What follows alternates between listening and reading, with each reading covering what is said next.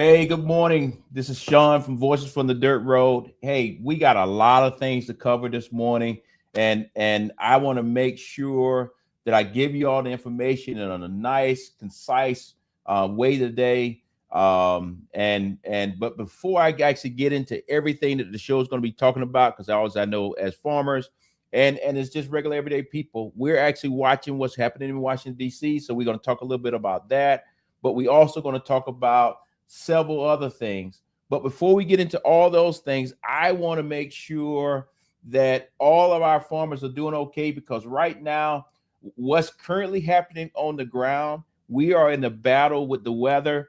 Last weekend, at least here in Northwest Georgia, where I live, and throughout Georgia, and really throughout the South and the East Coast, we had a crazy weather day or days, and now the temperatures are very cold, and that has great effect on your animals and everything that you do.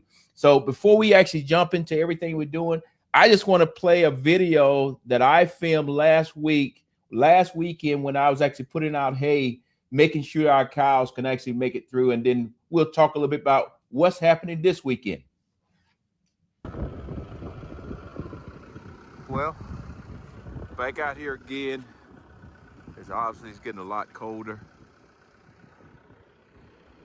I'm not sure if you can see that, but it's chilly out here now.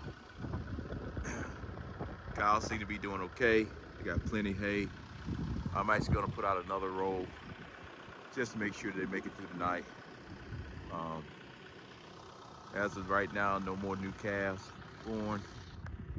They're all over there kind of chilling. So, quick little update. I know all the rest of the farmers out there are getting it done too. When they talk about bad weather, that just means farmers. We just have to go to work. So, y'all guys have a good day. See you somewhere tomorrow. Let me get this hay put out.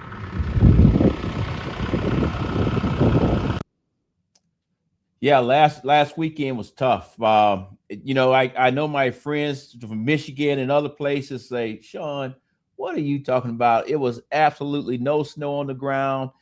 Yes, that was true. However, we were expecting ice.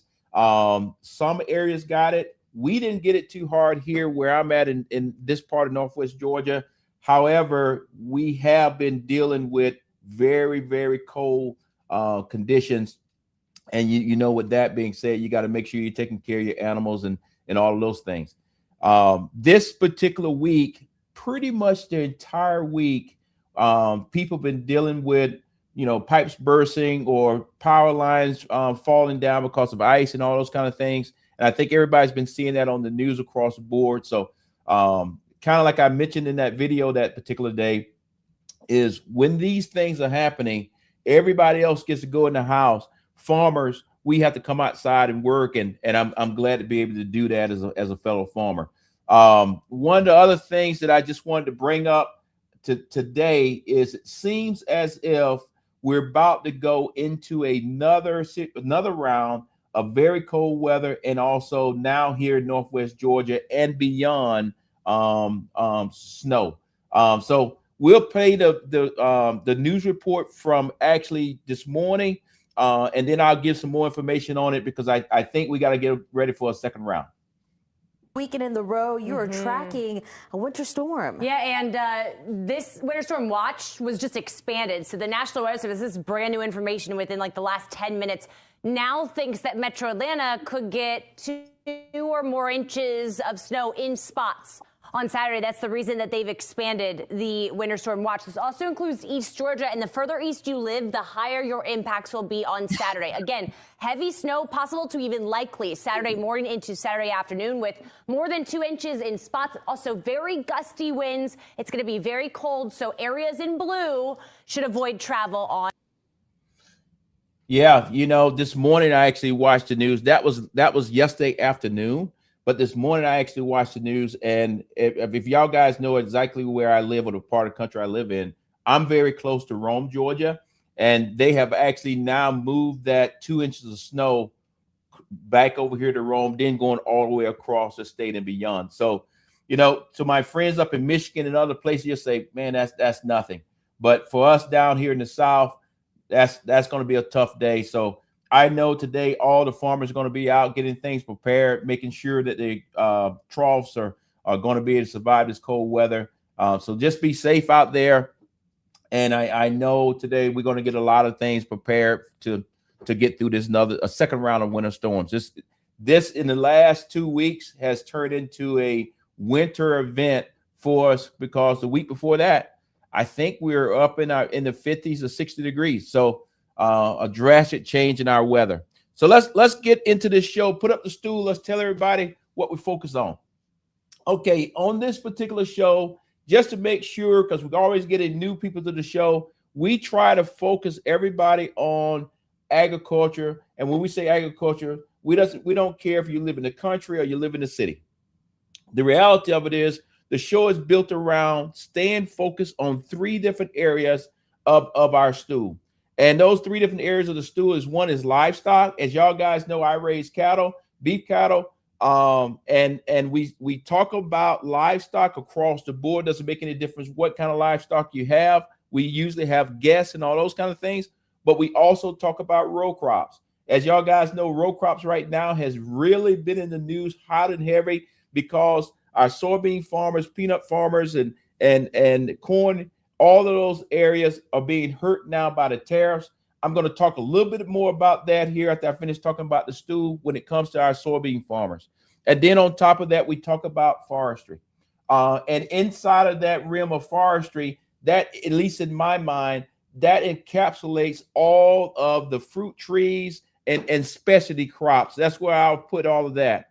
And then the other piece of that stool, because all of us, doesn't make any difference which part of this spectrum or the stool that you're on, we all feed back into the USDA, and the USDA is the one that helps us as we move forward in trying to make our farms more efficient.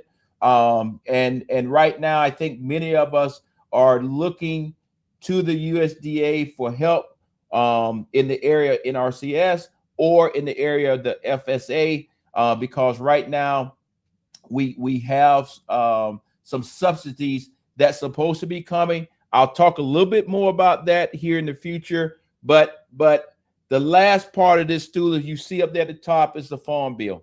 Right now, the Farm Bill is yet to be passed as the Farm Bill. Some very small pieces of it has been passed. However, we need a complete Farm Bill passed so that every farmer out there, everybody in agriculture out there, can be secure in what they're actually trying to produce here on their farms across the board. So that is our focus on here on this show, Voices from the Dirt Road. I love to hear from the people that are actually watching. You can always type into the chat. It'll come up on my screen and I'll answer your question. With that being said, let me talk a little bit about what's currently going on with our soybean farmers. Right now, our soybean farmers are still in the process of trying to make sure that they can sell their soybeans. Some of the soybeans are actually in storage facilities around the United States. China has bought some of our soybeans. What I was reading just this morning, it looks as China has bought the agreed amount that was agreed on the Trump administration. However, that 12 million or whatever the number was is still less than half of what they bought from the farmers last year. So that means our farmers are still in a bad situation.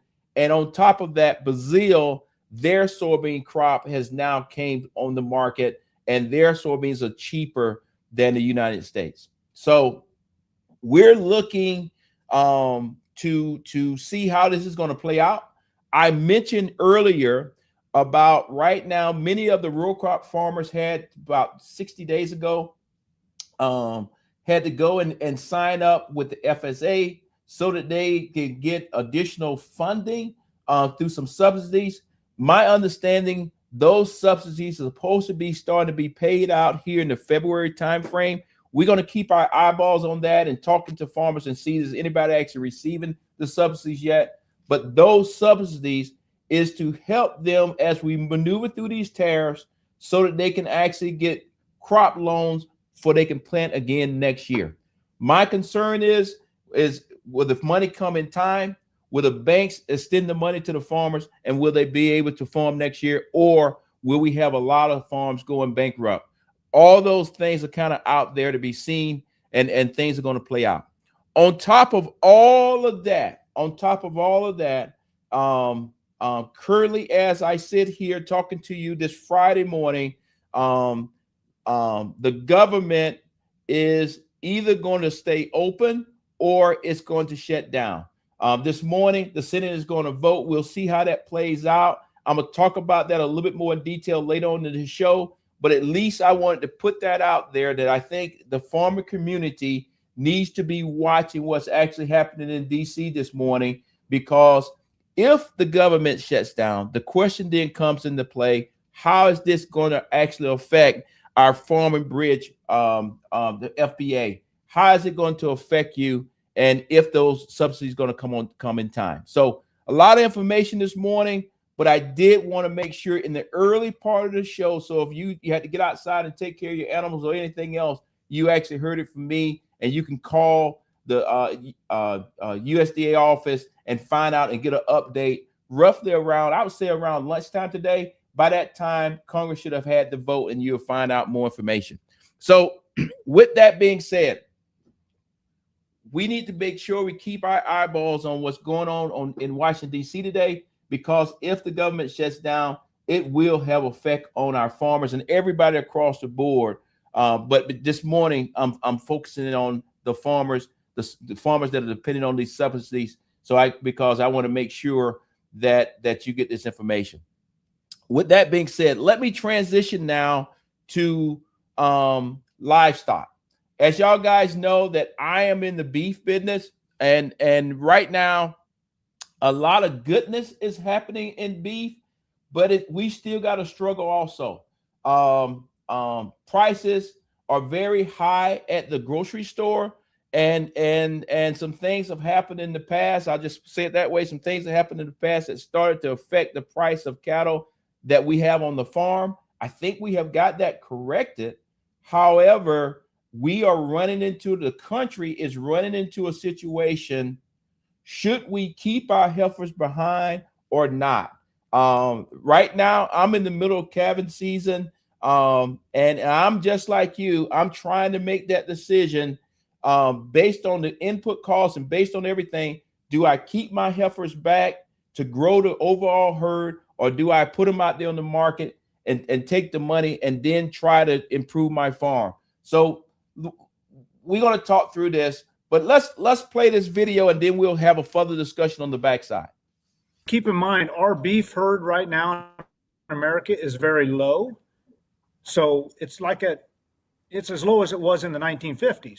So we do have a low supply of beef in our country, but we also have most of that beef being controlled by, they use the word cartel. I will just say by a business that's owned by a foreign country. So we have little control over that. And one thing that I say often is, if we want to be a sovereign, secure country, we have to secure our food supply. And that means, raising our beef herd to where we can at least feed our own country and feed ourselves, and having control of that and letting the market control the price. They always say high prices are a cure for high prices. If it gets high enough, farmers are going to raise more cattle, and then there's going to be more supply, and eventually the price will come down. So we have to work through all that, and that takes a lot of time. And very quickly on that note, what are the factors that need to change to lower those prices, especially at the grocery stores? Big factor is supply and demand. Right now we have a short supply of beef, and that is because, as I said, the cattle herd in this country is very, very low. And we just saw a report come out last week about, it's called a placements report. It shows how many heifers are being placed in feedlots.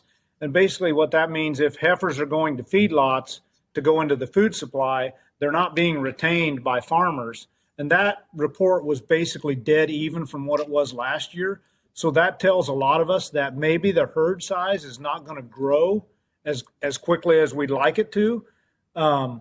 So that's the main thing that has to happen. We have to grow the herd size and produce more beef.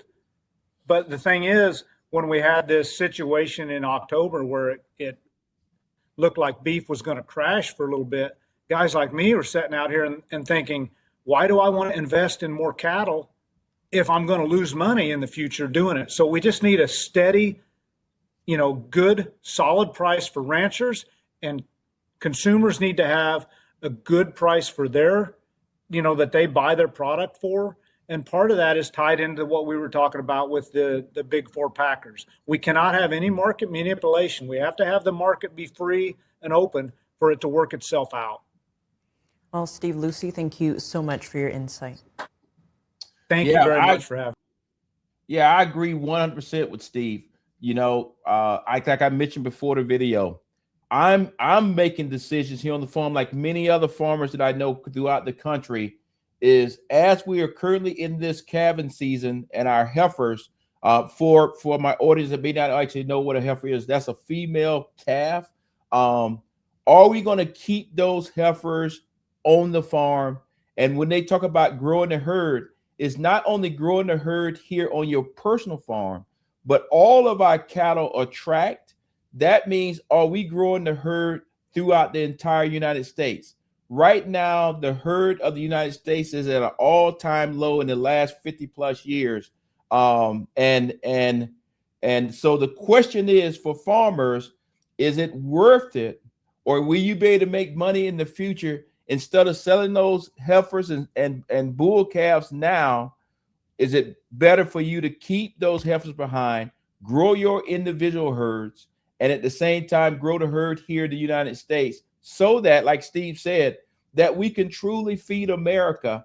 But at the flip side of the coin, farmers did get a little spooked here about 2 months ago when prices in the grocery store started affecting prices on the ground when we actually sell our cows at the stock yards and wherever you decide to sell it. So a lot more information to come on this. What I'm planning on doing on my farm, I'm planning on keeping the best heifers on my farm when it comes to genetics. That could be a whole nother show, but I do plan to keep some of those heifers back this year, and perhaps the ones that I decide not to keep, some other farmer may say, you know what, this is great genetics for my farm. I'll buy from Sean instead of them going into the sell barn and then ultimately on into the hamburger or meat processing process. So a lot more to talk about there. A lot of moving parts. I think on the livestock side of the house, our main focus today is just getting through the weather this weekend. You just got to fight the day and win the day.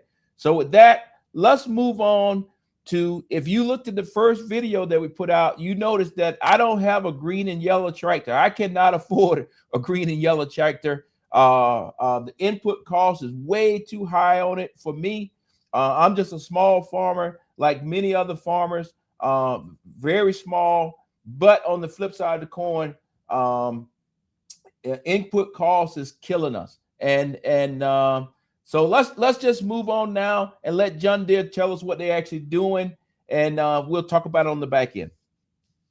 With today's Ag Day Minute, President Trump making a big announcement during a visit to Iowa this week, releasing details about John Deere's expansion plans. The company saying in a news release it plans to open 2 new U.S.-based facilities, a distribution center for equipment and parts near Hebron, Indiana, and an excavator factory in Kernersville, North Carolina. Now, Deere says it plans to open both next year. And following some layoffs, Deere also announcing it's putting 99 workers back on the job at its facilities in Davenport and Dubuque, Iowa. You know, I grew up on John Deere tractors. Every tractor that was on our farm when I was a kid was a John Deere, and every tractor that's still on our farm in Southwest Georgia is still a John Deere. However, every last one of those John Deeres are either from the 60s or from the 70s.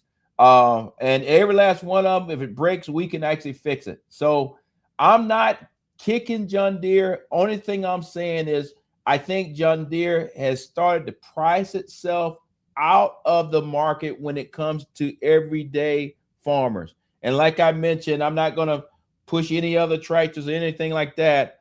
But I know when I got out the military and was looking at equipment, I could not afford a John Deere tractor at all. And it's not only the cost up front, but also the maintenance side of it, because there was nothing on the tractor that I could fix myself.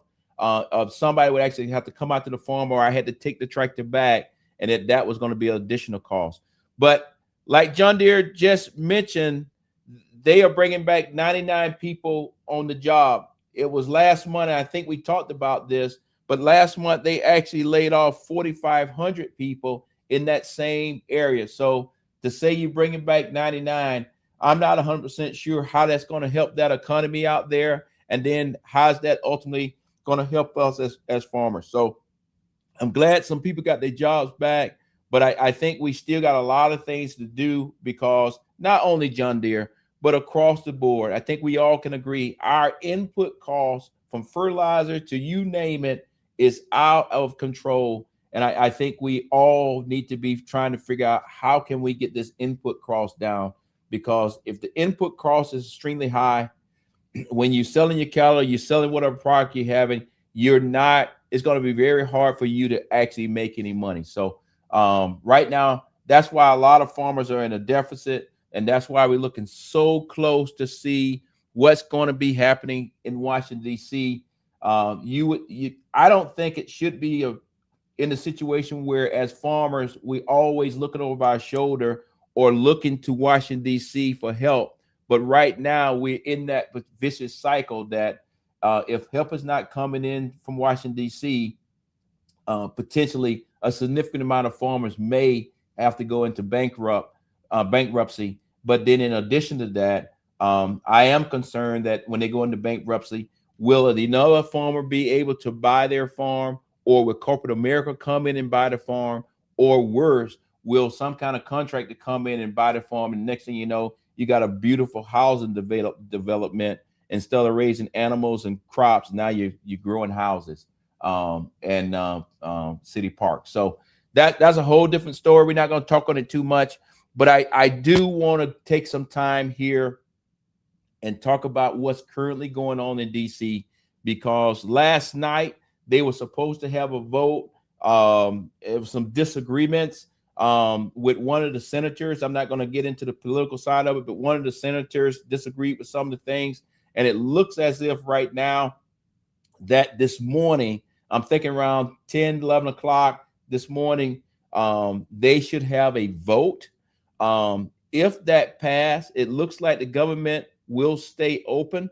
But the way I understand it is, even if it passes, because there's been some changes to the bill, the House of Representatives needs to come back. And I think all of us know our representatives are now currently at home. That means either they're going to come back in on Sunday, or they'll get back up there on Monday, and hopefully they can agree to keep the government open. But I'm predicting that we will have some kind of partial shutdown. The question is, can we get it fixed before you start seeing the effects of that partial shutdown? So let me pause there. Team, play the video that talks about this, and then I'll come back on the backside. Risk of a partial government shutdown is rising as the Senate is scheduled to vote later this week on a House-passed $1.2 trillion funding package. However, following another fatal shooting involving federal immigration agents in Minnesota, Democratic lawmakers are threatening to oppose the bill due to DHS and ICE funding. With funding for numerous other agencies included in the package, there may still be sufficient Democratic support to secure passage of the bill and avoid a shutdown.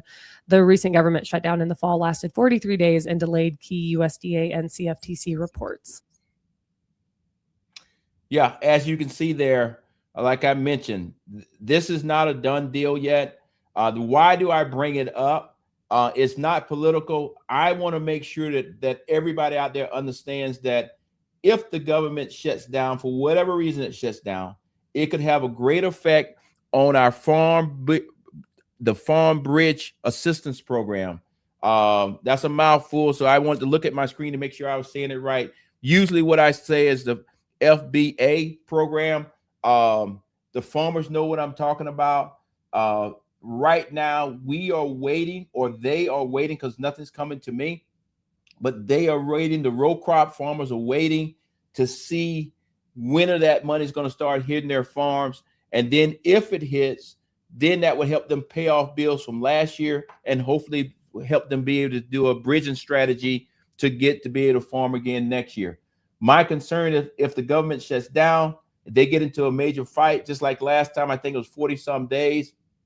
Hopefully it's not that long, but if it starts stretching out, the next thing you know, those payments will not be coming here in February. And as you know, February is here next week. So that's kind of where we're at. I think it's important that as farmers, we pay attention to, obviously we have to take care of our farms, but somebody needs to be paying attention to the business side of it and saying, okay, where are we at? And then if the government shuts down, my recommendation to you today on Friday, to at least go by your lender and have a conversation of, if this thing goes sideways, how many more days do I get before we have to make a hard decision? So that's not easy, but I think it's important, because I look at a farm as a business, and you got to have a great relationship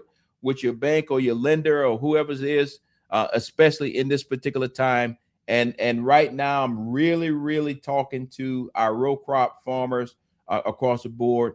And you know, like I said, I raise cattle. However, on my home farm with my brothers and sisters, we still raise soybeans, peanuts, cotton, and corn. So I have some skin in the game, just like you. However, just so happened this year, we did not plant that many soybeans. We were more on the peanuts and on the cotton side of it. But as you know, those commodities are also in the hurt locker. So we'll kind of get through it. But that's currently where we're at in DC. I'm not going to touch the political reason. That's not for this particular show. But I think as farmers, we just need to pay attention to Washington, D.C. and kind of go from there. So hopefully they'll get it all worked out. It's still some disagreements from last night, but hopefully they'll get it all worked out and it'll get passed so that the farmers can be taken care of. With that, let me move into a piece of the show, no matter what we're talking about. And maybe some people don't like for me to talk about it, but I think all y'all guys know I spent many years in the service. You probably can see behind me, you know, there's my little beef thing, but everything else is from my career in the military. And I'll be remiss if I didn't say this, because I know my fellow veterans are struggling, and we have systems in place for our fellow veterans. But still today, 22 veterans decide to take their lives every day. And so I would be remiss if I didn't talk to this new family that I have of farmers, because I'm just like you. And right now, with all the pressures that are happening on the farm, and the rural community not actually having the mental health facilities like you've been having in the cities and all those kind of things, I encourage you, if you're struggling for whatever reason, unbelievable pressure on you, pick up the phone, call this number, 988. No matter where you're at in the United States, somebody's going to answer the phone, and they're going to talk to you and help you get to tomorrow. And that's what it's all about, just getting to tomorrow. And tomorrow the sun will come up, things will be better. So I know there's a lot of farmers out there struggling right now, but it is systems in place to help you get over the hump. I know people are very concerned that they may be the last generation to own this farm. You're going to make it through it. If you're struggling, please, or if you know a farmer that's struggling, encourage him or her to pick up the phone or call for them and get them some help, because we need them to stay. We need them to be here tomorrow. So that's how we're going to end the show today. One of the things I just want to say to everybody, thank you for watching our show. We try to keep the show is diverse as possible to talking about all the different subjects. What I would say, if you know some farmers out there that want to come on and tell us about their farm or tell us about what they actually doing, or organizations, please have them reach out to us. The answer is yes. We don't gatekeep anybody. I want to make sure that all aspects of agriculture is discussed on this show across the board, because I'm a firm believer that we need to get more young people into agriculture. And just because I love doing cattle doesn't mean that somebody else want to do that. So I want to make sure that this show talks about everything across the board, so that somebody may see it on all the other platforms that it plays on later on the day.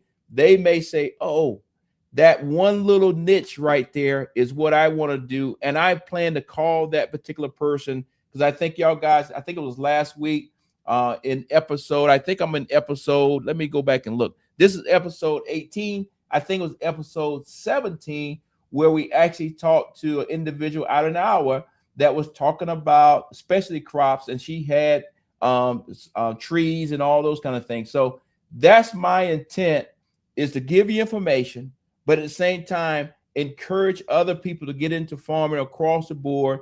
And when I say get into farming, I don't care if you farming 10,000 acres or you farming a garden behind your house.